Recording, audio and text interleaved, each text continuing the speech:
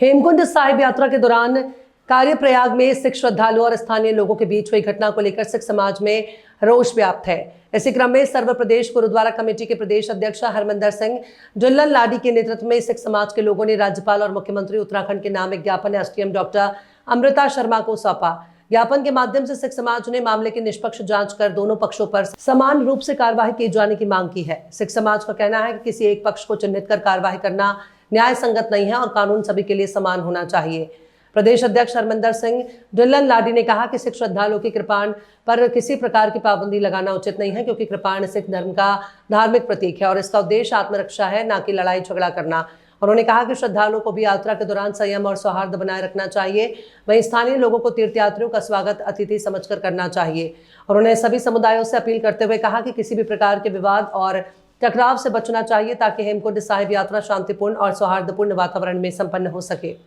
वाहिगुरु जी का खालसा, वाहिगुरु जी की फतेह। सबसे पहले तो बड़े दुख प्रकट करते हैं ये जो कर्णप्रयाग में हुआ, क्योंकि ये एक दुखद बात है। ये उत्तराखंड एक देवभूमि है, गुरुओं की भूमि है, जहाँ पर जो भी श्रद्धालु आता है, चाहे वो केदारनाथ जी आए, चाहे हेमकुंड साहब आए, चाहे बद्रीनाथ आए, हम उनको भी अपील करते हैं, खासकर युवाओं को, कि वो आए श्रद्धापूर्वक। और अभी आप जैसे देखा कि दर्शन करके जैसे आ रहे थे, कांड हुआ, वीडियो के माध्यम से पूरे उत्तराखंड के लोगों ने देखा कि पहले शरारती तत्व की तरफ धक्का मारा जाता है, लठ लेके आते हैं, पत्थर लेके आते हैं, जो वो नीचे गिरते हैं तो अपनी सुरक्षा के लिए कृपाण निकालते हैं। ये भी दुखद हुआ। लेकिन अभी कहते हैं अगर दो भाई आपस में लड़ते हैं, दोनों जख्मी होते हैं, तो कानून तो एक बराबर ही है ना।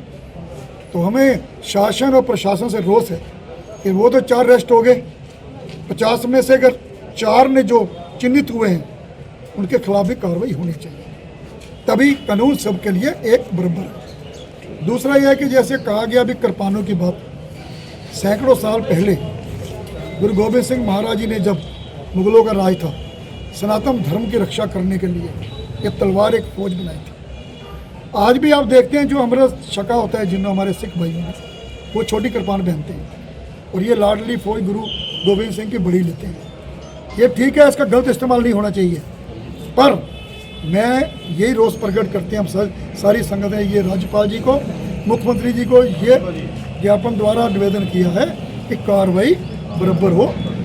हथियार तो हथियार होता है, चाहे वो पत्थर का हो, चाहे लठ का हो, चाहे कृपाण का हो, चाहे बंदूक का हो। लेकिन हमारा कहना यह है कि कानून सबके लिए एक बराबर है। कृपाण पे कोई बैन ना हो, क्योंकि सैकड़ों साल से हिंदुस्तान में आज़ाद कराने में भी देश को और मुगलों के राज में भी गुरु गोबिंद सिंह जी दिए हुए कृपाण ये बंद नहीं हो। यही हमारा अपील है। और हमारी अपील पर्वतीय हमारे भाइयों को भी है कि इसका माहौल न बिगाड़े। पर्वतीय प्लेनवाद नहीं है, ये उत्तराखंड है, ये देवभूमि है, हमें अमन चैन रखना है, ये गुरुओं की भूमि है। श्रद्धालुओं भी, नौजवानों को अपील करते हैं हम कि जो भी बद्रीनाथ जी आए, हेमकुंड साहब आए, रीटा साहब आए, जो भी आए हमारे मेहमान हैं उत्तराखंड के, श्रद्धापूर्वक आएँ, दर्शन करें और शांति श्रद्धापूर्वक चले जाएं। धन्यवाद।